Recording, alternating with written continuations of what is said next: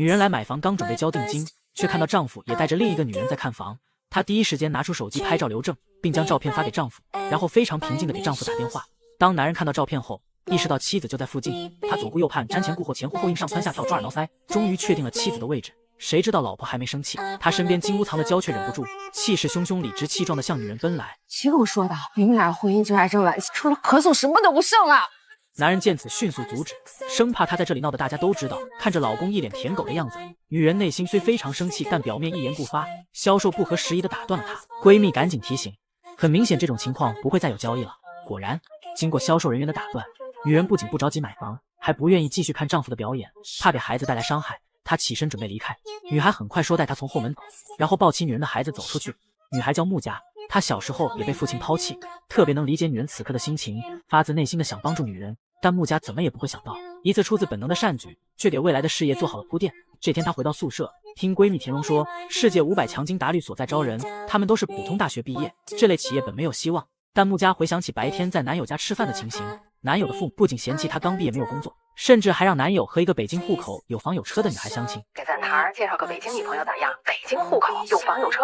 于是木佳下定决心，第二天她带着闺蜜直接闯入了大家梦寐以求的地方，却没想到竟然碰到她帮助的女人。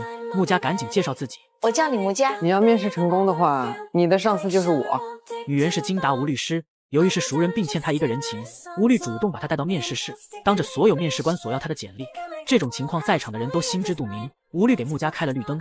然而看完木佳的简历后，吴律却单独把她叫到一边。我就实话告诉你，你的学历达不到我的要求，所以我帮不了你。但我这的实际情况是非名校不录取。你的简历上有什么显著的亮点？但我看了好像也没有。最后他希望木佳能换个律所试试。吴律再次来到会议室，他本想签一个大客户，但对方总是拐弯抹角，不跟他谈生意。女人提出合同谈判时，男人总是打断他并转移话题，甚至要求女人喝一杯手工咖啡。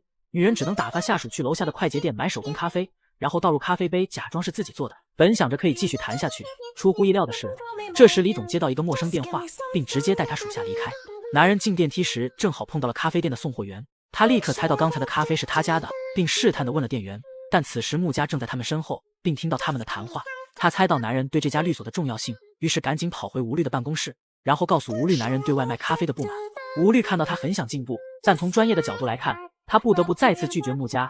你帮过我，我理应还你一个人情，但是我从专业的角度看，我还是得拒绝你。那我来您这儿做实习生可以吗？就1个月，您就给我1个月的时间。木佳通过努力真诚，终于打动吴律。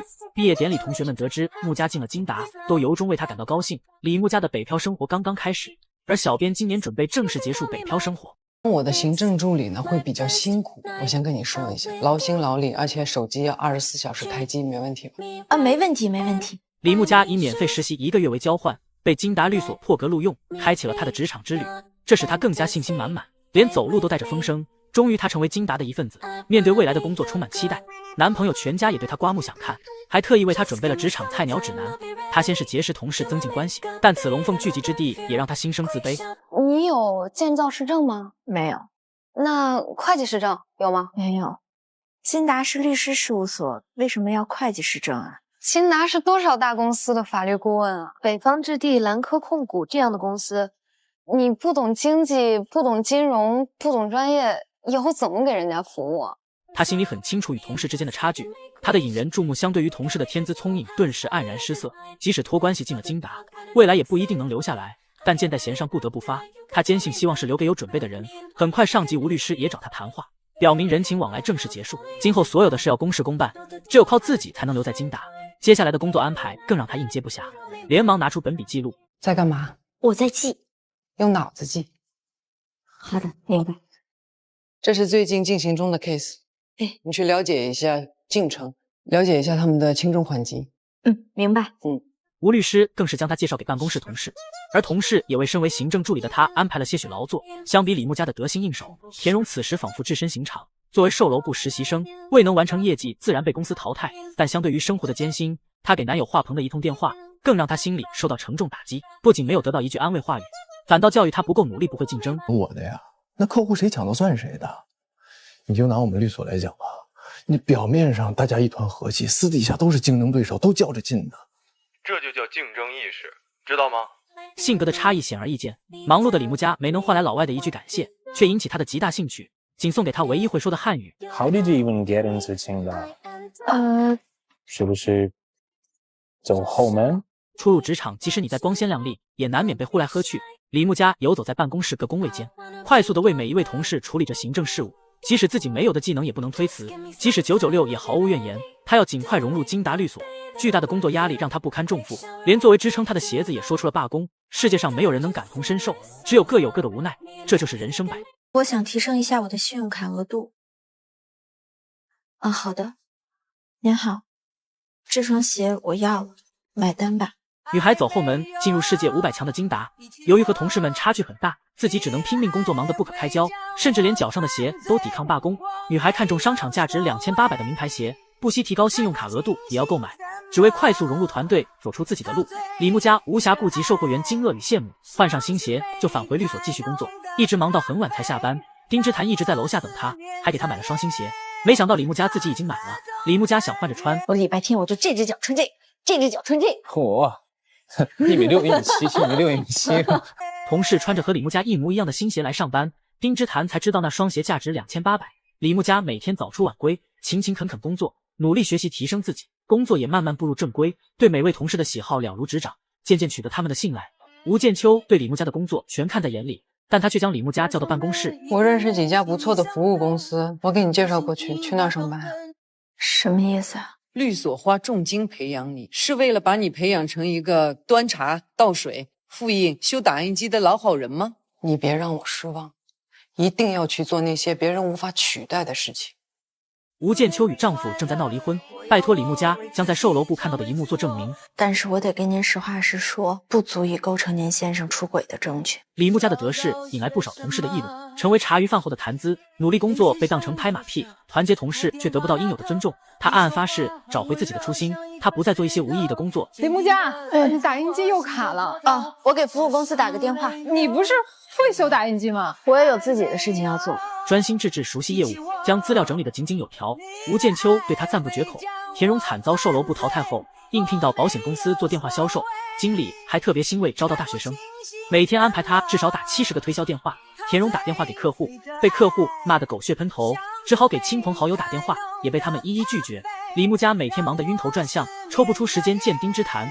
丁之潭开会时都心不在焉，内心很是不安。眼看又到了周末，主动打电话约李木佳见面。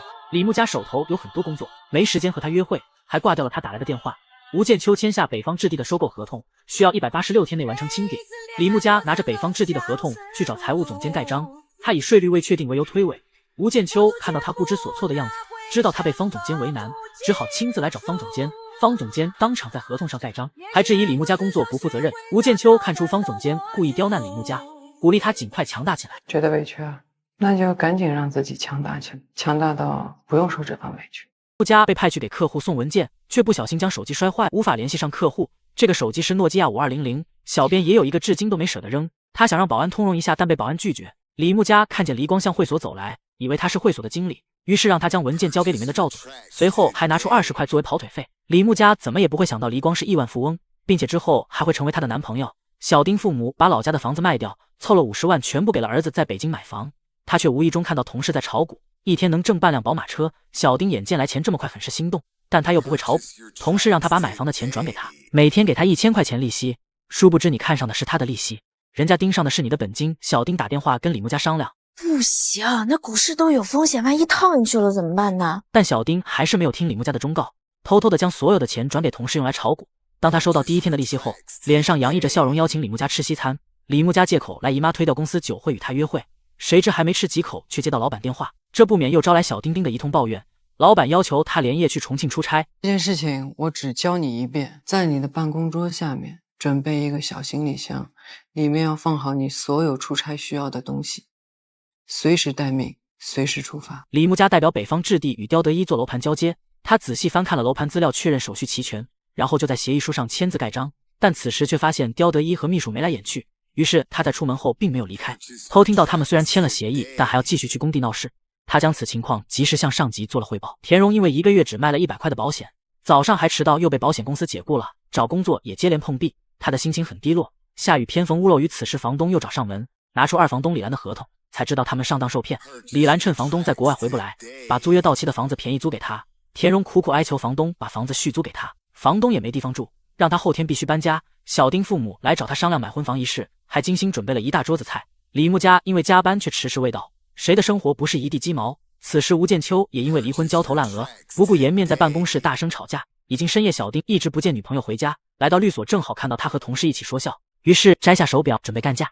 李木家赶忙介绍，这是我男朋友。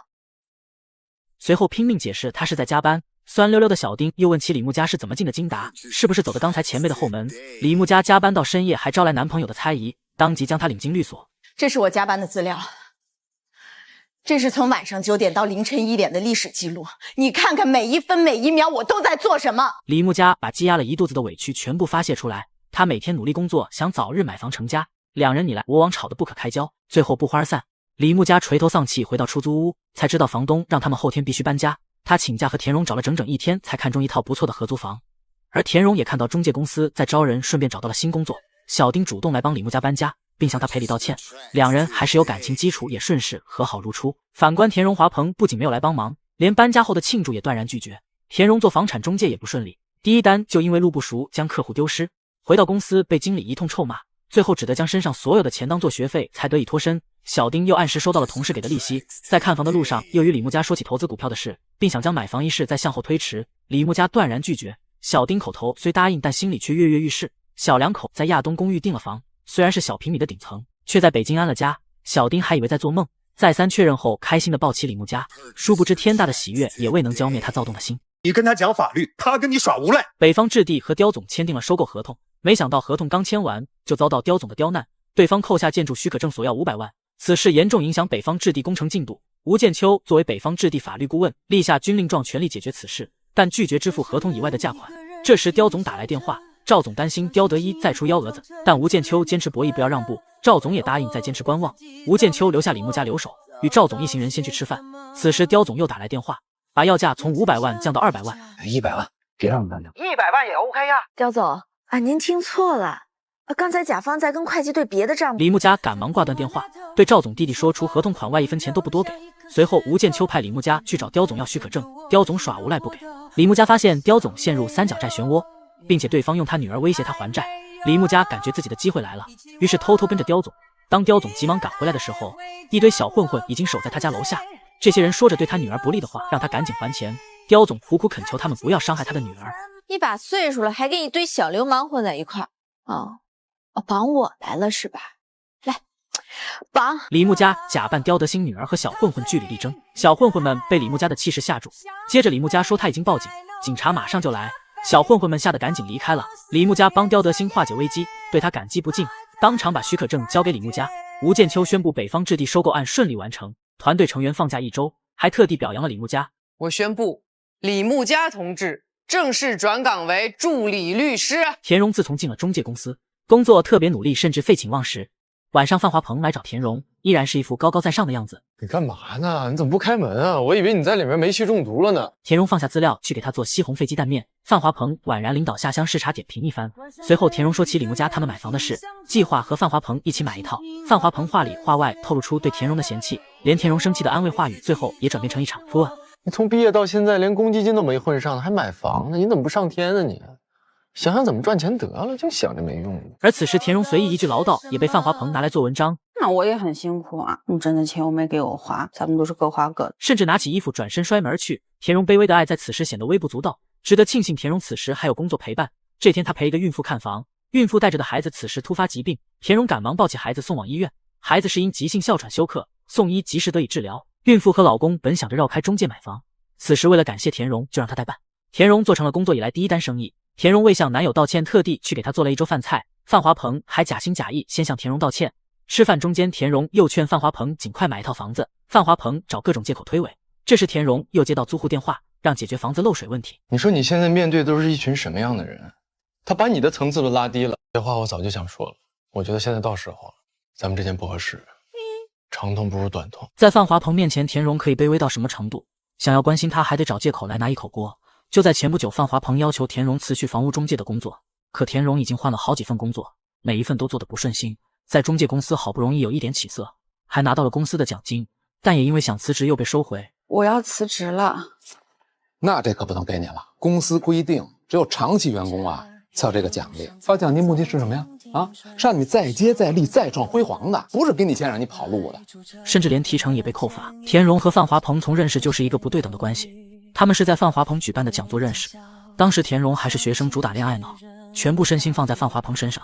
正如李木佳所说，就像一个保姆，就连留在北京都是因为范华鹏。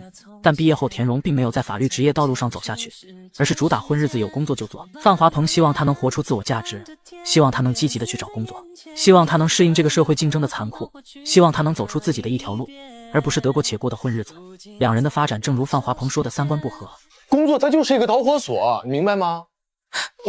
最重要的是，咱们俩现在三观都不一样，咱都不会在一个频道上了，你明白了吗？他们职场观念是平行的两个轨道，说分手是那么的顺其自然。范华鹏这一次没有再给田荣说出自己的理由，他利落的说了分手。分手其实是他早有预谋，他已经想了很久了，只是这一次终于把这个词说了出来。正如他所说，长痛不如短痛。田荣是卑微的，付出全部身心爱一个人，总以为自己的爱会有回报，总以为他们的爱情还会有转机。说不定小范后悔了，你让我接。喂，小范。你有点东西忘在我这儿了，我明天给你寄过去。还有就是，我有2件衬衫也忘在你那儿了，你要是方便的时候也给我寄一下吧。有了闺蜜的陪伴，失恋的伤痛在慢慢愈合。没事，会过去。当然，治疗失恋还有转移大法。在和小张医生的聊天中，他也嗅到房产的商机。现在对我而言，什么最重要？我跟你说，就是房子。当下买房子可比找男朋友靠谱多了。喂，爸爸，我要买房子。公司总裁暗示我说要包养我呢，你才1个月给我多少钱？多少钱？多少钱都不能要，那是个火坑。三观笔直，表扬一下。霸总几次邀请未来老婆吃饭都惨遭拒绝，几次相处已经让霸道总裁喜欢上了眼前的女孩，但又不能急于表白。我只是觉得为了黎明的官司呢，你吃了不少苦，受了不少的委屈，我想谢谢你。李木佳感受到了来自黎光的好感，但在工作中他不想掺杂太多的私人感情。我就是一个小兵，承蒙您如此关照，您是需要我做什么呀？是献情报还是献什么？霸总当然想让他现身，但又不能操之过急。你的级别呢，掌握的商业机密少之又少，所以策反你没有任何的意义。能赏脸吃个饭吗？那如果是这个情况，就是双向选择。这次我不愿意。穆家很清楚黎光是在照顾自己，黎光可以换更有资历的律师，但表示如果愿意跟他合作的话，他会拼尽全力。最后穆家还是拒绝了黎光的邀请，本以为黎光会将他换掉。李总，那这个关还是你打。好。身为助理律师的穆家是第一次接到案子，并且对手是业内赫赫有名的大律师顾胜，瞬间没了底气。一旁的吴建秋在指导的同时，还不忘调侃几句。他把你给吓的，我会想对方怎么样？顾胜来金达交换意见，企图达成和解。老顾，我们俩都清楚，对吧？这种官司呢，就是走个过程，吵着吵着和解了，也就没我们事儿了，我们就是陪唱戏。让顾胜万万没想到被这俩女人摆了一道。李木家在法庭上褪去稚嫩，据理力争，犀利反驳，并且拒绝庭外和解。当然，这都是李总的意愿，气得顾胜脸色铁青。庭审结束后，怒气冲冲来找李木家兴师问罪。说好了跟我走过场，到了法庭就刺刀见红，哪个老师教你的歪招？不接受调解是我当事人的意愿。作为代理律师，我们肯定要尊重他的想法。我现在代表的不仅仅是莫大建设，我还代表莫总。你们作为法律顾问，反而激化矛盾，导致工地迟迟无法开工。你们这是失职，这是无耻。顾律师，您代表莫总，您有代理协议吗？顾律师被对得哑口无言，只会说狠话。不达成和解，就意味着官司会无限期拖下去，黎明大厦也无法复工。为此，莫大海专门找到黎光撂下狠话：只要有我莫大海在，黎明大厦谁说的都不算。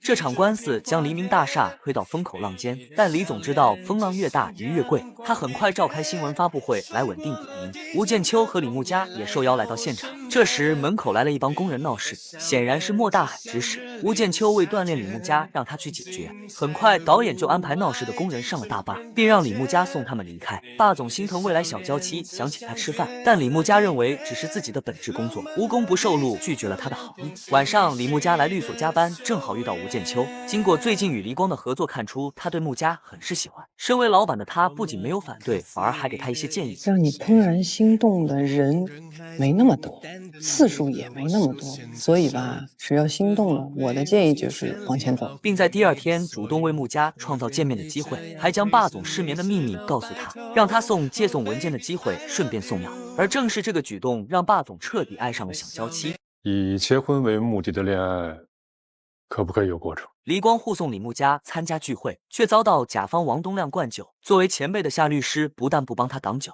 还故意在一旁煽风点火。穆家初入社会，没有应酬经验，几杯下肚就往厕所跑，恰好被在大厅等待的黎光看到，甚至等到穆家吐完后还不依不饶。你敬我酒，那一般情况下我那都是不会喝的。王总啊，那谁敬你酒你喝呀？霸总听到有人为难未来小娇妻霸气登场，顿时吓得一众人起身相迎。王东亮本以为他的聚会来了金主，连忙陪着笑脸向黎光敬酒，岂料霸总理都没理他，拉起穆家向外走去，留下他们在风中凌乱。这小助理跟他什么关系？我觉得你好像要有事儿。李穆家自以为能应付这种局面，责怪黎光给他造成困扰，担心合伙人夏律师给他穿小鞋，而黎光则想搞清楚不久前李穆家不辞而别一事，直接开启追妻模式。咱们两个别这么拧巴，你就直截了当的告诉我，你能不能跟我在一起？我谈恋爱就是为了结婚，我想要一个家，你能给我吗？对突如其来的发问，黎光一时语塞。我很喜欢你，也许没有女人不喜欢你，所以我很谢谢你喜欢过我，就凭这一点，足够让我嘚瑟半辈子了。李穆家赌气从半路下车打车回家。第2天，李穆家还在担心如何应付夏律师。来公司后，却看到夏律师早已放低姿态，主动向穆家赔礼道歉。不得不说，霸总的影响力真的 YYDS。黎光苦思冥想了一整夜，他终于做出决定：以结婚为目的的恋爱，可不可以有过程？可以，但是我们要先把官司打赢。不得不说，女主的光环真强大，不仅迎来霸总的爱情，事业上也即将迎来律师生涯首次胜利。但黎明集团内部纠纷案还是给穆家带来困惑，因为原被告双方是利益共同体，老板吴建秋倾向于和解，而作为当事人黎明则鼓励穆家坚持将官司打下去。最穆家还是出于本心为黎明集团争取利益最大化，并最终赢得官司。霸总终于将小娇妻追到手。去哪儿啊？漫无目的，你有什么建议啊？那就一直开，不转弯。撞墙了？那你就转弯呗。话都让你说了呢啊！上车。你带我来这儿干嘛呀？变魔术。你还会变魔术呢？你瞧不起谁啊？使得我奋不顾身，伴你停止清晨，等黄昏，看月落。那行吧，给你个机会，给我带上。看月落星辰，翻山越岭，崎岖泥泞，做你身边的人。回忆多深，每一帧都为爱作证，十指紧扣着，多合真，要成为最幸福的人。富二代和父亲吵架无处可去，被女孩收留，没想到闺蜜竟然来给她送吃的，她赶紧将小李藏起来。来啦！哎呀，大姐，你干嘛呀？你这么早，你睡什么睡呀？啊，我刚烤的面包可好吃了。房东不配早点睡吗？嗯。你好，咱见过。哎，您怎么在这儿呢？我这不是那个啊。这谁呀？怎么回事？你谁呀？你说这谁呀？啊，行，我知道了，行，我走了啊，走了。不是，你不是什么呀？不是解释就是掩饰。那个烤盘我放你这儿了，盘子我也不要了啊。那个拜拜 ，Have a good night， 拜拜。闺蜜的到来无形中给小李鼓足了劲，开始画梦想。你知道我理想的生活是什么吗？娶一媳妇儿，生几个小孩，老大、老二、老三。每天一到晚上呢，我就开始数人头，然后人都在，灯一关，睡觉多踏实。田荣知道他们俩的差距根本不可能在一起，但心里却乐开了花。早上，田荣还在睡梦中，小李早已买好油条，让他享受饭来张口的感觉。田荣劝他赶紧回家，向父亲赔礼道歉。小李一直喜欢着田荣，趁机表露真情，向他表白。虽然田荣还是担心小李爸爸搅局，但是这一次他决定遵从本心。我就一个要求，你得给我交房租。得了，哎呦，没事吧？老李头得知儿子住在田荣家，第二天就到门店找他，讥讽田荣就是看上他家的饭。我一把火我给他点了，是不是田？我说的没错吧？不全对，李叔纵火犯法。老李头口水战落了下风，他想起田荣在置换红梅苑的房，需要将旧房卖掉付首付，不然定金就打了水漂。而此时正赶上北京限购，旧房一降再降，就是没人买。老李头半夜再次打威胁电话，你是处处给我用计呀、欲擒故纵，诱敌深入，关门打狗。你要不把儿子还给我，我让你东边那套房子卖不出去。在北京有好几套房呢，我就扎在北京了。一通电话直接把老李头气得血压飙升。不得不说，田荣有房腰杆就是硬。闺蜜穆佳也很为田荣着急，在与黎光交谈时说起此事，黎光不愧是亿万富豪，当即为他们出了主意。赏金猎人，赏金猎人就是将房源发在各中介群，吸引更多的人来帮他卖房，以高价提成为诱饵，推进成交。当然，此时老李头也看到了田荣发的出售信息，急眼了吧？连这招都使上了。这招果然奏效，立马就有人来看房。买家对环境和户型都很满意，很痛快的付了5000块定金，但他不知道这个买家却是老李头找来的托。交首付啊，拖到最后一天，然后咱违约不买，咱损失的是5000块钱，他呢，他可就无路可退了。小李听到老李头打电话陷害女朋友，立马暗示他定金一事，但又不能告诉他是老李头找的托。正好闺蜜穆佳是律师，小李赶紧让他帮女朋友看看合同。这120万的房，定金就5000吗？少了吧？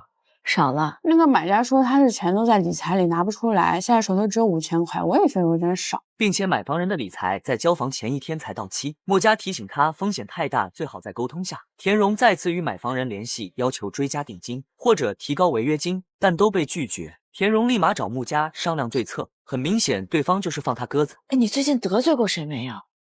有。田荣，田荣，田荣，谁啊？袁斌他爸。你出来！哎，李叔怎么了？李万斌跟人打架进局子了。就算你现在你有钱了，他们爱你，那他们爱你的是你的人还是你的钱？就算是爱我的钱，只要我足够有钱，他们就会一起爱我。就在几天前，田荣为了买红梅苑的豪宅，竟要卖掉老房子付首付。谁知未来公公老李给他挖了坑，找人冒充来买房子，而田荣着急卖房，只收了5000块定金，掉入了老李设下的圈套。眼看田荣新房首付将要泡汤，无奈只得找穆佳帮忙。穆佳，你能不能帮我跟黎光借70万？穆佳男友是房产公司总裁，70万对他来说是9牛1毛，但穆佳坚决地拒绝了田荣。这跟钱多钱少没有关系，它是性质问题。什么性质不性质？我现在就是求你帮我借70万，你一句话就可以决定我的生死。穆佳是在工作中与黎光相识并相恋，从甲方乙方变成男女朋友，只要不谈钱，他们地位就是平等的。但田荣已经深陷买房泥潭，根本不去理解穆佳与黎光交往的难处，直接去指责穆佳。那他的哪样东西不是钱堆出来的呢？你们出去吃的餐厅，一顿饭不便宜吧？谁掏的钱？这根本就是两码事。他请我吃饭，跟我向他借钱，完全就是两码事儿。好，我跟你说清楚，如果今天牵扯到钱，我们从男女朋友分分钟就可以变成到甲方乙方。他让我来我就得来，他让我走我就得走，我还不能说不。田荣不甘心放弃已经快到手的房子，他开始鼓动穆佳将房子买下来，暂时放在自己名下，等穆佳有购房资格再过户给他。如果买下来不喜欢就卖了，赚的钱全部归穆佳。见穆佳还是不肯松口，田荣还是极力争辩，把积压在心里的委屈一股脑发泄出来。那我问你，小丁当年瞒着你炒股是不是为了挣钱？你们分手是不是因为钱？别跟我提小丁好吗？你不要跟我提他。那我不提小丁，我提范华鹏。他跟我分手也是因为我没钱，什么没有上进心，什么工作不好。如果我是个富二代，天天躺在家里，他都觉得我淡泊名利。你听我讲完。还有李万斌，他对我挺好的，结果半路失踪了。他到底是因为进去了，还是躲着我？我到现在都不知道。这都是因为什么？因为钱，因为我没钱。他想用买房证明自己，他想在这个城市有一席之地。他认为只要有钱就会有一切，但穆佳觉得他努力的方向错。房子买回来是用来住的，你这么盲目的买房，将来是要吃大苦的啊！穆佳，我求求你，你就帮我借这70万，行不行啊？你还要我怎么帮你啊？我已经把我所有的钱我都给你了，你还要我怎么帮你啊？你跟那李光在一起，你口口声声说不图他钱，那你图他什么？算年纪比你大一轮还拐弯吗？最要好的闺蜜最后不欢而散。从那以后，两人互相躲着对方，但内心都还彼此珍惜。就在交首付前2天，田荣接到神秘电话，对方愿意借给他70万，但要求他将房子抵押，并且每年付10万块的利息。而穆家也珍惜闺蜜情谊，向老板吴建秋开口借70万。吴建秋知道穆家一直在看房，当场就要转给他，但穆家却说70万是给朋友借来买房。吴建秋劝他三思而行，如果出现问题，不仅钱还不上，朋友也没得做。但穆家一向是比较固执的人，一句田荣是自己最好的朋友，不想看他伤心为难。吴建秋当下将钱借给了穆家，田荣拿借来的高利贷交首付。穆家此时正好也打来电话，告诉他和吴律师借到了钱，让他退掉高利贷。但田荣此时明白，虽然穆家是在帮他，但他内心知道穆家并不支持他买房。我知道你不赞同我的做法，但我就是喜欢房子，房子就是我的命。穆家，道不同，不相为谋。田荣最终在高压下拿到了人生的第5套房，但今后的生活怕是更加艰苦。回忆太长，守不住年少轻狂。你真当你自己是富婆啊？几万几万的往里冲，你看现在要钱费劲了吧？哎，我遇到坎儿了呀！别看这个女人哭得梨花带雨，上一秒还怒气冲冲找她的代理律师，质问她为了律师费乱出主意。都是你给我出的馊主意！为了赚点律师费，先教唆我离婚，再怂恿我不要离，去搜集什么证据？现在好了，老王连生活费都不给我了，我投诉你！你要投诉我是吧？投诉我去律协。女人丈夫是亨踏铝业老板王东亮，本来是停了老婆的生活费逼他离婚。当他听到对方律师是金达的李木家时，心里咯噔一下，赶紧给李光打电话，因为他知道李木家的背后有李光撑腰。李木家并没有带女人去律协，而是去找他办过卡的地方退钱，因为他知道女人只是一时闹脾气，首先要解决的是眼前生活费困难。林姐姐，您当初办卡的时候不都跟您说了吗？我们这儿退卡呀是收取25%学费的。您看您这刚没用几次，不划算呀，是不是？您这怎么了？这是你们手续费的规定有写到合同里吗？有啊。你这合同没有骑缝章啊！我是林女士的律师，律师一般不找茬，律师一般直接起诉。两人一番威逼利诱，痛哭卖惨，很快退了5万块钱，够这女人花2个月。女人发誓不拿500万绝不离婚。李光前不久给王东亮公司融资3000万，但王东亮隐瞒了婚姻状况。能不能不离啊？不行，为什么？怀孕了，双胞胎。什么玩意儿？黎光很担心，因为离婚被冻结融资款，错过最佳上市时机。作为黎光的法律顾问，吴建秋给出了专业建议，要安抚林小月多赔点钱，尽快离婚，并且一定要隐瞒融资的消息。当即王东亮就去接儿子放学，回家安抚老婆。穆家一再叮嘱林小月，可以哭可以笑可以有任何情绪，但是千万别表态，在做决定之前和他商量。不用说，接下来反转来了，王东亮没有按吴建秋的建议安抚妻子，而是继续隐瞒最近的生意情况。生意不好做，贷款一大堆，现在看见自己人模狗样，资金链一断，连狗都不如。和他离婚是为了保护他，最后给出建议他们离婚不离家，给他100万，另外每月再给3万生活费，其他一切保持原样。我身边是有人，一直都有，那些都是逢场作戏。你是我太太，还跟我生了儿子，能比吗？王东亮一番花言巧语竟然打动了林小月，女人倒在王东亮怀里，又开始哭得梨花带雨，早已将穆家的忠告抛之脑后。哎，傻女人！房东老周想把房子卖了给儿子还债，愿意赔偿违约金，督促穆家尽快腾房。穆家当即联系中介给他租金龙湾的房子，看来他也是早有准备。第2天就以每月1万巨款租下一套最小的户型，搬家前还给田荣留了些小家电旧家具。两姐妹互道珍重，从此不再是邻居。虽然住上了梦寐以求的房子，却弄丢了闺蜜。好好的，走。穆家，恭喜你住到了金龙湾，你要照顾好自己。黎光出差回来，打电话听穆家租了金龙湾的房，当即要让司机先送他去金龙湾，连业界泰斗周老的局都要往后推。不得不说，穆家的思路是真清晰，他宁愿花1万租房也不买房。穆家前一套房租金4000，在北京也是高端公寓，但黎光和穆家恋爱那么久，没见黎光去过一次。而现在刚搬家就上门，穆家真正要实现的是阶级跨越，跻身上流社会，而拒绝田荣买房选择租房只是他的第一步。果然在之后不久，黎光就带穆家参加私人聚会和业界名流的家庭恋。大家对穆家和田荣怎么看？欢迎在评论区留言。姑娘，你没事吧你？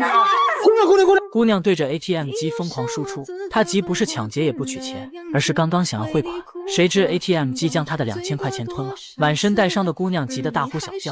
往往成年人的崩溃就在一瞬间。就在刚刚，田荣接到神秘人电话，自称是李万斌的朋友。小李自从为田荣出头打架，一直联系不上，原来是进了拘留所。朋友告诉田荣，小李在里面又打架，可能要判刑。因小李个子太大，连饭都吃不饱，让赶紧给他汇点钱。田荣急忙将身上仅有的300来块钱都汇了过去，但朋友却说这也吃不了几天。田荣焦急万分，一边走一边打电话。恰好一辆豪车疾驰而来，从后面将他撞倒。田荣倒在马路牙子上，趴在地上，嘴里直流鲜血，一脸痛苦的样子，连站都站不起来，看似伤得不轻。女人连忙下车查看，准备叫救护车。田荣却说不用叫车了，太麻烦。思虑半天，让女人赔钱了事。女人急忙将钱包里所有的钱拿出来赔给了田荣。田荣艰难地站起身准备离开，而女人却将他拦下。你不会是碰我瓷儿呢吧？你有见过我这样拿生命碰瓷儿的吗？此时女人的男友打来电话，田荣却看到跑来的人正是自己前男友范华鹏。他不想让范华鹏看到自己现在狼狈的模样，慌张地躲到一边。他们发现田荣没了身影，更加认定女人被碰瓷了。范华鹏的 PUA 技能是大有长进，三言两语哄好了女友。田荣听着他们恩爱的话语，眼泪不由自主流了下来。当初范华鹏就是这样 PUA 自己。哎呀，好了好了，别怕别怕，有我在的，怕什么啊？好了好了，没事没事。蓉蓉啊，他答辩了，我紧张。哎呀，没事儿，有我在呢，怕什么呀？嫌弃他没钱没工作，惨遭抛弃，而如今再次相遇，田荣依旧如此狼狈，手里紧紧握着用生命换来的钱，看着他们远去的背影，田荣暗暗发誓，日后一定要让他们刮目相看。田荣之所以选择要钱，正是担心在拘留所的李万斌。当田荣再去派出所了解情况时，才知道自己上当受骗，李万斌根本就没有打架，小李今天就可以放出来。当李万斌抱着他的时候，所有的委屈都化为乌有。小李看着田荣身上伤痕累累，心痛不已，急忙赶回家给他包扎伤口。两人你侬我侬，相互倾诉着被骗和打人经历，不顾一切的为对方付出，仿佛做坏事都是幸福的。正在此时，老李也送来了神助攻，拿着户口本嚷嚷着要和小李断绝父子关系。我说老李，你是真傻还是专门的？这真是瞌睡欲枕头，知子莫如父，没有户口本是不给办结婚证的。此时送来户口本，热恋中的两人直接去登记结婚。从今天开始，我们将共同肩负起婚姻赋予我们的责任和义务，上孝父母，下教子女，互敬互爱。宣誓人田荣。黎光看中紫薇园林项目，带着穆家去考察。穆家发现胡总个人资料一栏是离异，这和自己正在处理的离婚案类似，担心前妻追诉投资款。在方舟一番调查下，此项目果然存在极大风险。我个人认为有2种可能，第一种是这个胡总对于紫薇园林的未来不太自信，所以在融资之前先把妻子和孩子摘出去。第二种可能就是他太自信了，觉得自己肯定能赚大钱，所以就骗妻子离了婚，自己好改其意志。尽调报告我看了，第二种可能性比较大。黎光当即决定取消投资，挽回5000万损失。李木家上海之行替黎光挽回经济损失，收获颇丰，不仅受到所里的嘉奖，还给他安排了单独的办公室。此时他已经完成逆袭，成为吴建秋的头牌律师。可人往往在春风得意的时候越容易迷失自我，接下来还会发生什么剧情，敬请期待。我告诉你，我现在可合法了啊！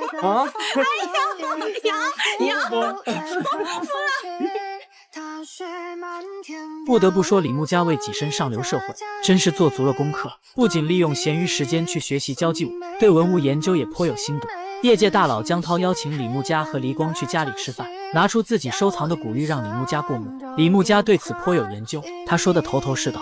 上流社会的家庭着实不简单，就连忙着下厨的妻子阿文，都是曾经华尔街叱咤风云的人物。穆家顿时投来羡慕的目光。当阿文此时却说起亨踏铝业一事，黎光急忙阻止，岔开话题。李木家隐隐觉得谈话间有什么问题。在回去的路上，李木家直接向黎光发问：王东亮的公司就是你们海外部投的，你在利用我？李木家质疑黎光一直在利用他，黎光百般辩解。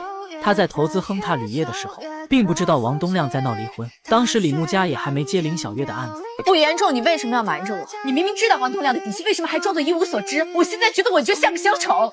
而此时李木家早已分不清对错，已经分不清感情和工作，认为黎光在感情上要呵护他，工作上也要为他一路开绿灯。必须告诉林小月，王东亮在跟他离婚之前已经完成了3000万人民币的 A 轮融资，他有这个知情权。他要将亨踏在离婚前已经完成融资一事告知林小月。霸总心中永远是工作排在首位。结果你考虑过吗？亨达错过了最佳的上市时机，王东亮破产，我们所有的投资打水漂，就连林小月她都拿不到生活费，这是你想要的吗？但歇斯底里的吼叫都未能换回李木家的执念，面对心爱的小娇妻只能妥协。李木家已经膨胀到不知所起，刚完霸总又来找吴建秋摊牌。你来找我之前，跟黎光肯定吵过一架了吧？对。好，那我问你，如果你不是黎光的女朋友，你只是金达一名普普通通的律师，你会找黎光吵架吗？你跟黎光吵完了架，你觉得金达会留你吗？你回答我。像你。穆家仔细考虑，还是决定将融资一事告知林小月。岂料林小月早已发现王东亮有猫腻，之前都能绝情到停了生活费，但离婚时补偿却主动加了100万。林小月暗中调查才知道此事，甚至连王东亮有外遇都掌握了证据。老王急哄哄的跟我离婚，肯定是外面有人了，出轨、融资，我通通装作不知道，让他放手去干，等养肥了我再杀。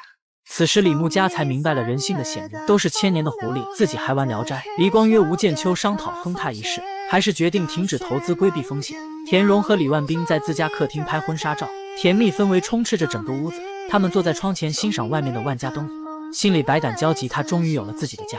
正当他们进行 VIP 付费内容时，田妈妈打来电话，要将他大姨邻居家的小舅子介绍给田荣。对方还是研究生，在事业单位上班。田荣现在是有夫之妇，自然不能再答应，赶忙以赚钱养房子为由拒绝了田妈妈。李万斌想向田母说明实情，但田荣想等他工作稳定以后再说。后面的 VIP 付费内容大家不爱看就不播了。隔天，小李在朋友介绍下找到工作，田荣还为他准备了西装，叮嘱他好好工作。但小李是拆二代，自小都没吃过苦，出门就坐出租车，上班首先就是搬货品，刚上手西装就被撕裂。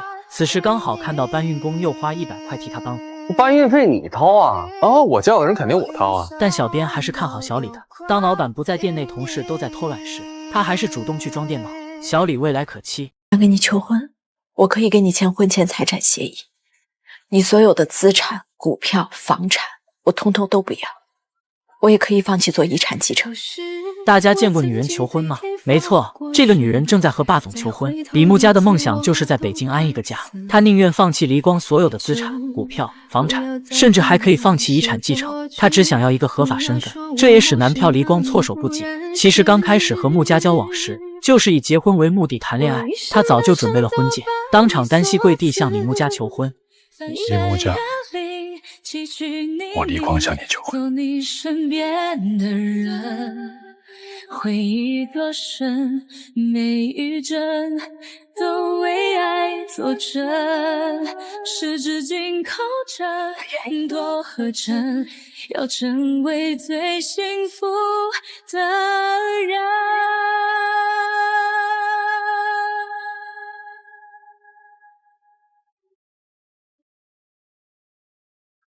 李木家感动得热泪盈眶，黎光亲手把戒指给他戴在手上。其实就在前一天，他们还在为亨踏铝业王东亮离婚一事吵得不可开交，无奈黎光只得放弃对亨踏铝业的投资。那贵公司先期的投资可全都打水漂了啊！你跟你的律师说什么了？现在你满意了吧？隔天，王东亮竟然将融资失败的过错全部推给前妻。等黎光和穆家赶到时，王东亮正在对前妻实施家暴。是个男人吗？我们停止对亨达的投资，不是因为任何人，是因为2点：第一，一笔投资的回报率没有达到预期；第二，我们对你的人品有质疑。其实李木家在上次吵架光图嘴快，事后十分后悔，特别是在给林小月透露亨踏融资一事，林小月深藏不露，更让他认识到社会险恶，让他放手去干，等养肥了我再杀。只有黎光会无限包容他。黎光带李木家离开后，穆家抓住机会连连向他赔礼道歉，2个人冰释前嫌，和好如初，甚至有了开头主动求婚一幕。田荣和李万斌这一对是全剧新亮点，他们的创业之路也是历经波折。中介公司接到望京 CBD 租房订单，租金却只有1500块。同事们一听这么低的租金，都投来鄙夷的目光。田荣却开心地接下订单，因为这一单他可以挣300块的提成。他带租客去看房，只有一间几平米的地下室。年轻人住过地下室，以后成功吹牛都多一个项目。你想啊，这里虽然是地下室，但是以后你无论如何怎么搬，都是往上走。李万斌相比之下，在工作上就没那么顺利，他没有任何工作经验，也不愿和同事同流合污。有顾客来买电脑，同事是以促成交易为目的，虽然有些夸大宣传，奈何顾客购买力不足，而李万斌直接实话实说，要顾客加1万买电脑。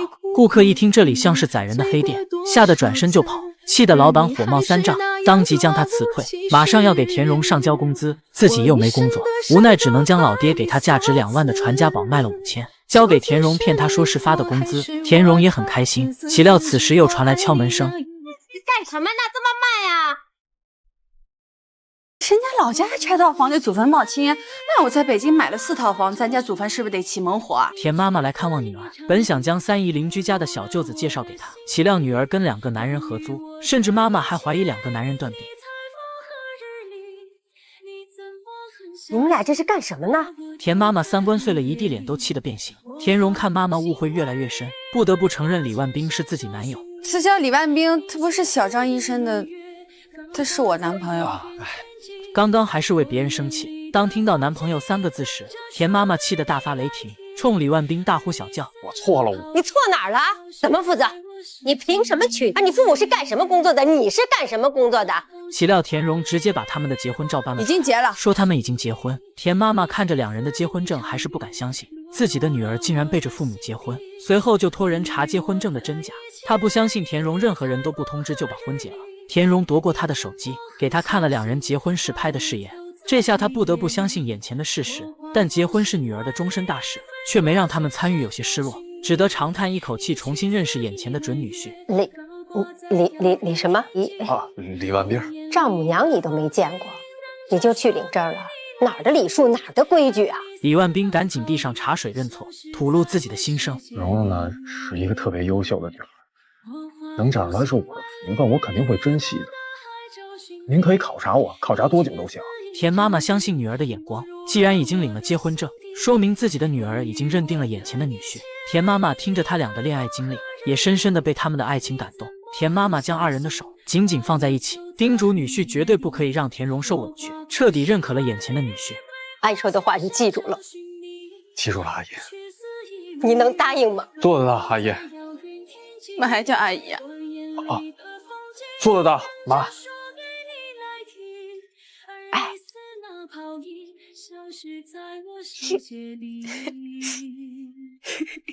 田妈妈开心地回老家，并给女婿包了一个大红包，并叮嘱2家父母见面商量举办婚礼。而小李父亲老李还没同意他们的婚事。黎明集团投资了深圳的一个项目，但因土地问题项目搁置，可招商已经完成，即将赔偿巨额违约金。黎光派人分头去找签约客户谈判，计划减免租金来冲抵违约金，而黎光亲自去找头部商户卡曼百货的金总洽谈。金总在澳门，黎光就连夜赶往澳门。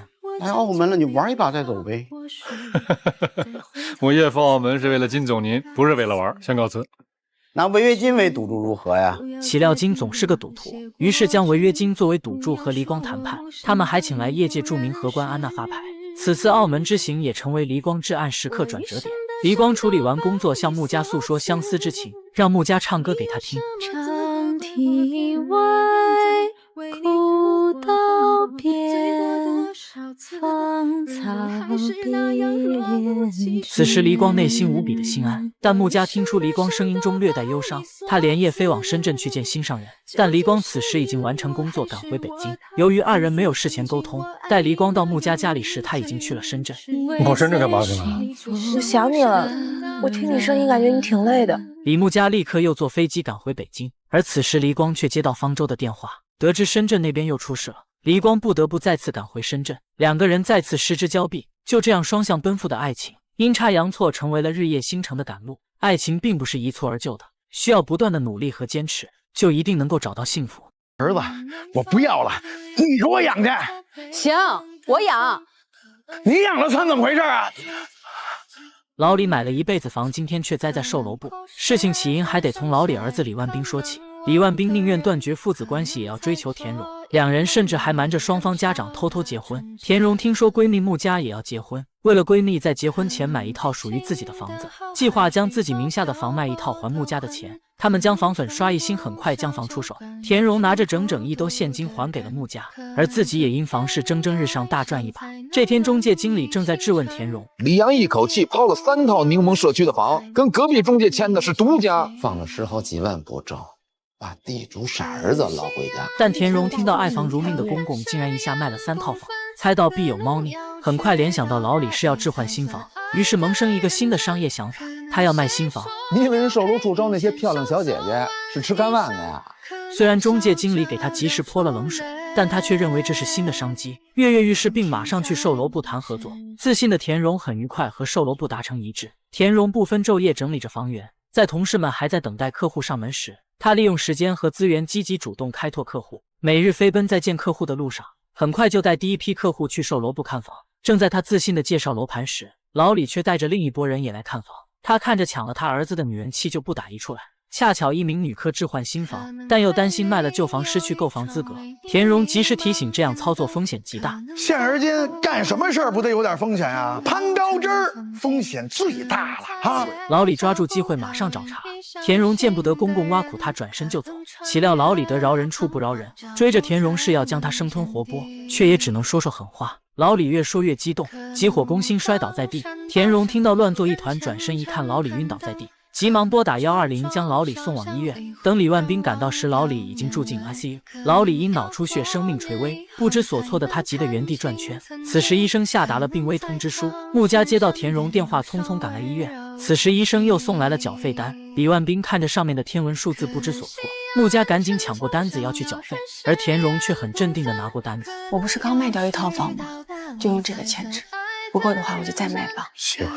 没事，咱不怕，咱有钱，只要能保住命，多少钱都值啊！这个连泡面都要掰成2半吃的女人，在此刻为了公公的性命，拿出了刚刚到手的房款救命，在生命面前，金钱真的一文不值。黎光自从和穆家谈恋爱，不是亲亲就是扑倒，好不甜蜜。这小一集竟亲了5次。这天他们来莫愁园林考察，创始人令达恰好是表妹的朋友。穆家被浪漫和梦幻的设计深深吸引，黎光看着2人年龄相仿，相谈甚欢，心中醋意大发。等穆家赶回公司时，吴建秋就让他从莫愁园林项目退出。你先别激动，你怎么遇到事情就这么激动呢？我没办法不激动，这对我不公平。有公平不公平的？那你觉得，你要不愿意退出这个项目啊，黎明集团放弃莫愁园林，对他们公平吗？无奈只得答应。穆家猜到黎光从中作梗，本想找他对峙，却在一番轻轻云雨之后早已气消云散。晚上黎光还带穆家参加慈善晚会。不是女朋友，是未婚妻。黎光想尽快与穆家结婚，提出过年和穆家一起回老家。一家人就是要一起过年，那今年过年我等你，不见不散。不见不散。黎光本想在结婚前送给穆家1套房，岂料穆家不想和他有经济往来，当场拒绝。黎光要给穆家一场惊喜，带他来到一家楼顶餐厅。当揭开餐厅名时，竟赫然以穆家的生日8584命名。原来是黎光早已为穆家偷偷的开了一家餐厅，为他实现了许下的愿望。他们四处逛着餐厅的每个角落，看着窗外涌动的车流和华丽的灯光，这段感情终于要迎来了结果。黎光在春节前去美国看望女儿，缺少爸爸陪伴的女儿娇气纵横，见面就指责黎光平时不关心她。面对多年不见的女儿，黎光在春节前能否赶回和小娇妻团聚？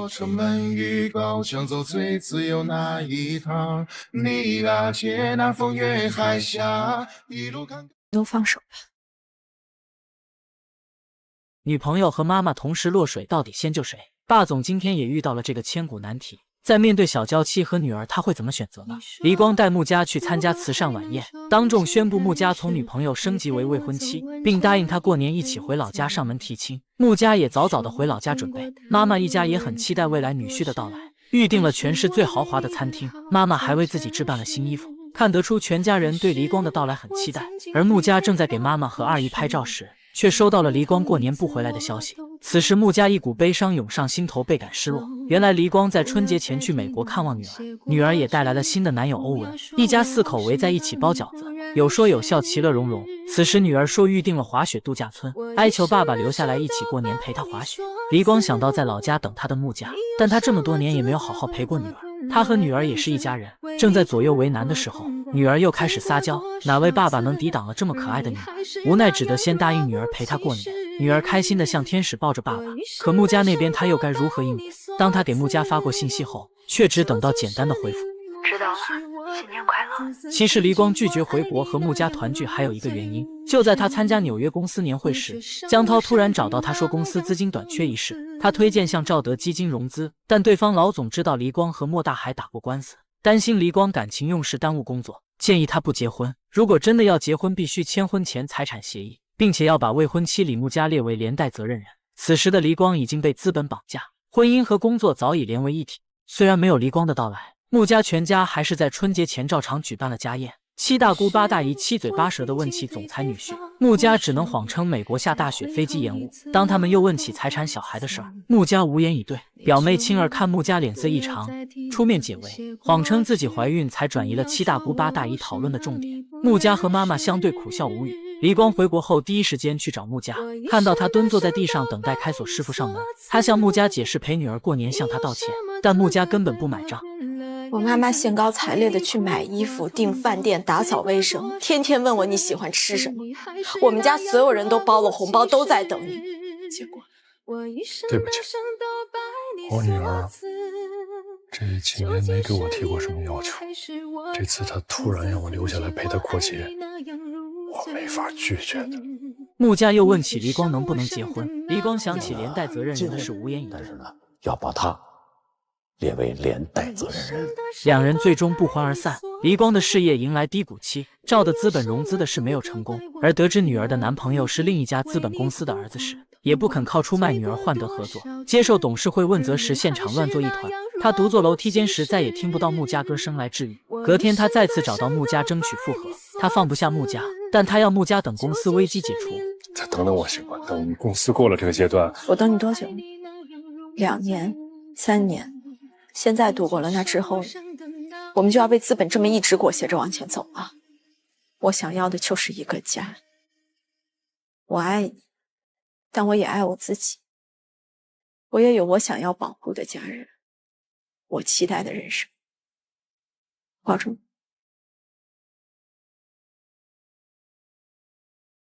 你知道外面都怎么说吗？说黎光为了一个女人没少花钱啊，没少。有完没完了？这个985毕业的高材生在金达被压抑得太久了。陆斌和穆家是一起来的金达，刚进金达的时候，穆家还很羡慕陆斌。穆家和黎光谈恋爱时，整个律所都围着他转，但自从他们分手后，就让穆家感到世态炎凉。就在刚刚开会时，只因穆家提了下自己想法，陆斌马上当众嘲讽：“你有什么资格说这个话？当初黎明集团起诉莫大的时候，吴律师给你打了多少个电话叫你庭外和解，到现在还不知道吧？黎光把莫大海给得罪了，人家当初已经让出了股份，还在那被你穷追猛打的要赔偿，真打脸。”吴建秋见势不妙，立马制止。会后，穆家找到吴建秋，还想着求证这些年他在金达的成绩是不是全部因为黎光。吴老师的开导也算中肯。虽然黎光选择爱他的方式是给予工作上便利，但穆家的能力还是很出众。你跟黎光是真心相爱吗？你选择跟他在一起是有什么目的吗？我不认为像这样的机会随随便便落在谁的头上都能做得比你好。你一定要自信，而且你走到今天也的确是靠自己的实力和能力。人就是这样，缺点会被无限放大，而优点往往会被忽略。好在穆家事业和爱情双失意的时候，还有闺蜜田蓉陪着，他们喝着红酒，相互倾诉着烦恼。生活总是为难身在异乡漂泊的人，在田蓉的鼓动下，无依无靠的穆家终于下定决心要买套属于自己的房子。咱们在江景房里面开 party。田蓉精挑细选的房子，在穆家的眼里被看成脏乱差。他还在想着买金龙湾，出乎田蓉预料，穆家只看了一套就很爽快定了房。买房子哎，啊，你跟买菜似的，买菜还要挑挑拣拣的，你一出手就大几百万，哎呦！隔天房东来签约时，要求在昨天谈好的价上加5万。本来田荣还想着争取谈一下，房东看着穆家一点不犹豫，又后悔了，提出又加8万。穆家看着如此不诚信的两人，本就不想买他们房子，此时起身离开。穆家没有失去自己的理想，住金龙湾是他一辈子的梦想。虽然自己已经下定决心，但往往事与愿违。办公室的闲言碎语，瞬间将他的过往描绘得不光彩。连一向见风使舵的夏律师看到失势的穆家都恶语相向，认为她是靠离光上位的女人，借招揽他的机会骚扰暗示，眼看软的不行就要硬来。不要总这么高冷嘛，周末一起去泡个温泉。夏律师，有几句话我想跟你说。第一，您走到今天不容易。第二，不要把自己同人强抢。第三，不要给自己太太戴绿帽子。李万斌拿着老李的欠费账单发愁，田荣看到后立马要去交钱，小李还想着怎么将他爸的钱取出。哎，你说这医院真是个神奇的地界啊！我不爱花钱的毛病全给我治好了。年年我是真不知道该怎么办，没我你肯定不行。正当田荣要去交费时，医生又喊住他们。李万斌本以为催着他们去交费，岂料医生告诉他们李阳醒了，可以转普通病房。顿时二人开心地抱起来转圈圈。老李是因与田荣争执引发脑出血，田荣不敢进病房，怕他再次激动。岂料老李却在生病时以看清田荣为人。哪边亮？我那个吧，喊田荣，我谢谢人家。自古患难见真情。老李在和病友闲聊时，说起他的病本花几十万，但老李查了他的银行卡，1分钱没动。当他问起儿子媳妇时，才知道是田荣卖了套房救他的命。一向看不起田荣的老李，此时打心眼里接纳了他。咱得去趟人荣家。王姐姐，提亲钱的事儿咱们翻篇了啊！你们小两口给我好好的过日子啊！咱家别的没有，就是房子多，不差钱儿。那这套房子能加我的名字吗？老李把田荣父母叫到北京商量婚事，还带他们参观了自己准备的婚房。田荣却要求自己付一半房款，但是房产证上要加自己的名字。老李顿时傻眼了。父母问起田荣为何非要加他名字，田荣才讲述以前发生的种种事情。你们不知道万斌他爸之前都怎么说我的，说我图他们家房，说我想攀高枝儿，我非不能让他看清了。而老李这边也是非常拧巴，口口声声说和李万斌断绝父子关系，一边将婚房早就给他们准备好了。原以为田荣就是图他家的房，经过大病一场后，终于看清楚儿媳的人品，确实不错，配得上咱老李家。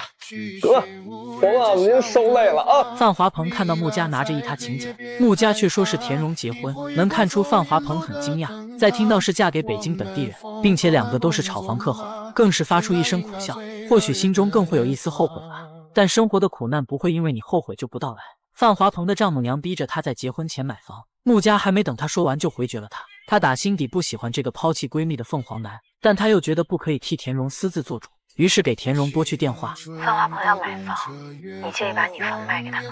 不介意啊，谁出钱我卖给谁。范华鹏和女朋友约田荣来看房，他女朋友一眼就认出田荣是讹他钱的女孩。他认定田荣就是专门碰瓷。范华鹏女朋友坚持要先过户后交首付，在 PUA 范大师的劝说下，终于按正常流程签约。但多事的人总是嘴欠，这房子都让他这样的人小偷了，咱还得花高价从他手里把它买回来。田荣现在早已不是以前逆来顺受的受气包，他要的是最起码的尊重和平等。顿时恼羞成怒，强行把他们赶走。这房子我不卖了，出再多钱我都不卖了。老娘辛辛苦苦打拼这么久，就是为了说声不，听明白了吗？自从陆斌在会上对穆家冷嘲热讽之后，华然的案子所有证据全部被删除，同事们都怀疑是李穆家背后搞小动作。我知道肯定不是你，但现在所有的苗头都指向你。陆斌现在要推出这个案子，我还是挺难做的。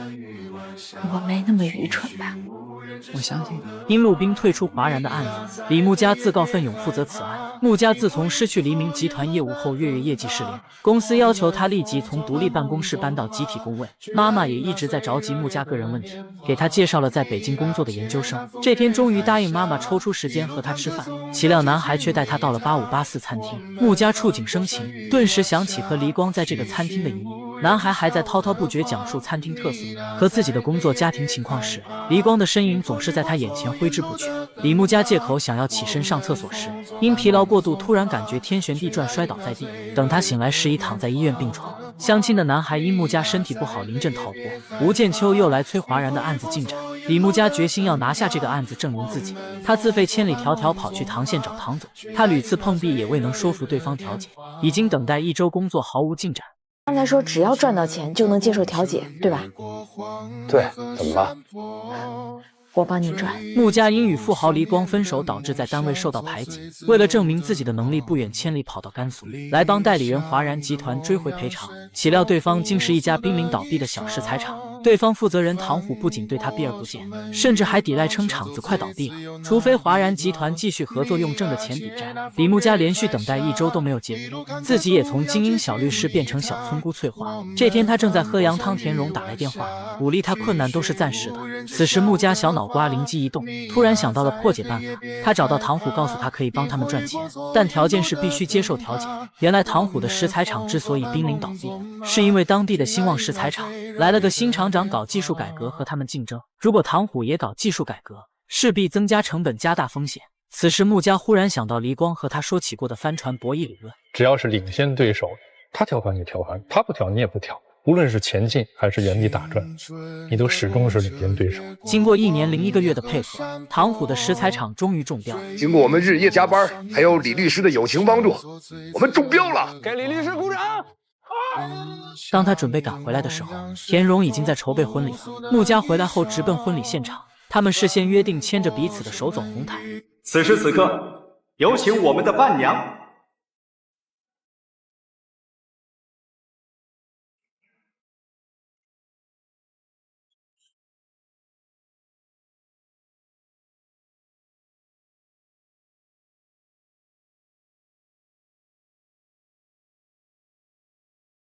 他们一起在北京学习打拼10几年，田荣终于尘埃落定，有了自己的家。穆家很为他们高兴，将原先田荣为买房抵给他的那块名表还给了田荣，而田荣也很大方地送给他一个金镯子。穆家将唐虎的调解协议交给吴建秋，老板们对他赞不绝口，并让他搬回独立办公室。职场就是这么残酷，你强，所有人对你笑；你弱，就只剩下你一个人哭了。所以站直了，别趴下。穆家一心想成为吴建秋这样的大律师，而此时莫愁园林的令达却找他。我们获得投资以后，急需一位有风险意识的 CMO。所以你是来邀请我跳槽的？不能既要外面的风花雪月啊，又要家里妻贤子孝。吴建秋的儿子越来越叛逆，他给王威打电话求助，岂料在酒吧喝酒的王威直接将他3观震碎。爸爸这儿喝酒呢啊！等你长大了，爸爸也带你来玩啊！原来王威和新女朋友刚刚分手，在酒吧买醉。隔天王威一早来找吴建秋，百般讨好，想求吴建秋帮忙。我跟他说过一些你们行业里的一些事儿，闲聊的时候。你说什么了？就是一些特别狗血的事儿，没什么太重要的。涉及到具体的公司和人了吗？男人落荒而逃啊！此时许娜娜也来找吴建秋算账，正好被穆家拦住。许娜娜以王威向她透露的金达内幕消息，威胁吴建秋把王威还给他。你老板冯瑞成跟女明星王瑶卿有过绯闻，被狗仔拍到是你斡旋勾兑的。金鼎网的创始人林进在国外非法持枪，从保释到上法庭，全都是你暗中操办的。我说的没有错吧？是吗？你都看见了？深挖下去，自然会有证据。吴建秋知道自己犯了行业大忌，立马给主任打电话预防。吴建秋，你还有没有点职业操守啊？啊，这种狗屁倒灶的事情怎么可能漏出去呢？吴建秋知道不堵住许娜娜的嘴，他的职业生涯甚至整个律所都会受影响。于是他托人查许娜娜的资料。许娜娜是疯了吧？黑料谁不会查呀？啊，她许娜娜毕业证是假的，英国留学史是假的，朋友圈卖那些狗屁东西都是假的。你告诉她啊，别惹我，惹了我，鱼不一定死，但网一定破，我弄死她。吴建秋厌倦了北京的生活，决定和儿子移民加拿大。临走时拜托李木家帮王威善后，许娜娜依旧不依不挠，宁愿鱼死网破，也要将吴建秋搞得身败名裂。许娜娜只是看上吴建秋光环下的王威，离开吴建秋的王威软弱无能又没有真本事，人设的崩塌瞬间让他们产生落差，分手也是迟早的事。经过穆家的一番威逼利诱，劝他和王威好聚好散，还给了一张卡作为补偿。而穆家也正处在人生的十字路口，令达画了一个大大的梦想，让穆家和他一起创业，并许下2%的期权。李木家，我们一起去挖土吧。同时，金达也将穆家选为候选合伙人，对他进行全方位立体考核。终于迎来竞聘时刻，穆家该如何选择自己的人生？下面有请本次竞聘最年轻的同仁李穆家。我放弃这次竞聘，谢谢大家。穆家刚毕业就到了金达律所，他只是个2本学历，如果按金达以往的招聘标准，他根本连简历都投不进去。恰巧当时大老板要求降低门槛吸纳人才，并且正好遇到贵人吴建秋，才机缘巧合入职金达，而如今他却要放弃竞职合伙人的机会。人生的意义在于去经历，而并非去赢。所以，我放弃这次竞聘。穆家来到莫愁园林，这里不再死气沉沉，有朝气蓬勃的同事，有诗意如画的环境，还有接地气的接风宴，这让穆家感受到创业的激情。而正当大家热火朝天准备开饭时，又都放下碗筷去抢救一棵被撞倒的树，这种没有压抑的成就感，瞬间感染着穆家。他情不自禁拿起工具投入他们的行动中。金达往西北20公里外的科技园，我见识到了另外一个世界。这里没有人关心房子、车子、股票，年轻人们讨论着上亿的商业模式，转头就撸起袖子扶起一棵树。人人都有颠覆世界、改变未来的梦想。田荣虽然在北京已经好几套房，也如愿住进了金龙湾，但中介公司的工作还在脚踏实地的做。这天，一个做职业培训的客户看到田荣对房产知识很精通，便邀请他去给同行做培训。精彩的演讲引来阵阵掌声，台下的学生佩服田荣，准备下课要他的联系方式。李万斌听到很不是滋味，立马站起来问田荣的感情问题。我就是想问你一下啊，你有男朋友吗？这好像跟今天的没有什么关系吧？我没有男朋友，但是我有一个老公。田荣同时做了3份工作，在金龙湾还有份看监控的工作，因去讲课上班迟到，来不及换衣服，还背着穆家的名牌包包，恰好被物业的经理逮到。李万斌在门口听到不忍媳妇受气，当下拉起回了家。走，媳妇儿，咱不干了。你，我告诉你啊，我们就是要登堂入室了。走。穆家在的莫愁园林是黎光投资的，免不了还得和黎光打交道。看着昔日的爱人，黎光想找突破口再和穆家叙旧，而穆家却一心想搞事业。那我就让公司的人再审一下这个财务报告。那我走了。不是，我是真有事儿啊。每一套要个3万块钱的中介费，不算多吧？那这一转手就是好几十万呢。田荣经常被邀请去讲课，分享他买房和卖房的经验。很快，田荣就成了地产圈的小红人，而李万斌则成了他的专职司机。哥们打电话约李万斌小聚，他总是以接送媳妇为由推掉，但经不住哥们的冷嘲热讽，还是让田荣打车回家自己去赴约。岂料约他的峰哥竟也是让田荣帮忙看一套公底房。无奈李万斌只得答应。当他们拉着田荣来看的时候，岂料一整个单元都是公底房，而大风只挑一套。田荣看着这么多房卖不出去，顿时犯了职业病。那卖给我吧。行啊，你挑吧，看看要第几层。全要。不是，整个这一单元你全要啊？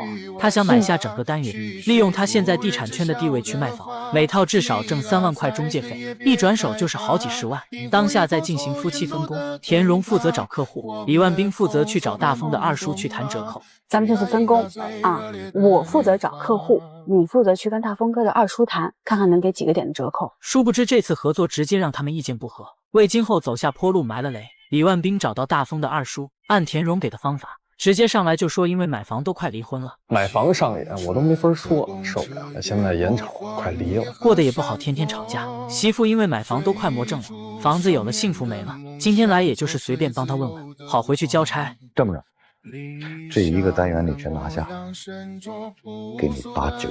另外给李万斌2个点回扣。谁知道回家后李万斌哪根筋抽抽了，听二叔说的房价能翻番，非要将整个单元买下来囤着。不行，这房别拿出卖，咱自个儿先吃下来吧。田荣知道这样做风险非常大，并且他们根本就没有那么多钱，而李万斌要去找他爸借钱，二人意见不合。田荣忆苦思甜，让多想想住上下铺的日子。记得咱们住阳台上下铺的时候，你跟我说你就想要老婆孩子热炕头。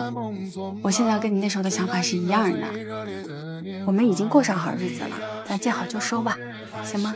而李万斌从小就是拆迁户，压根不清楚市场行情和挣钱的艰辛。而接下来田荣邀请李万斌一同参加酒会，更是让李万斌从心里认为自己是个失败者。酒会都特装，我陪你去，是不是有好吃的呀？那肯定有啊，就知道吃。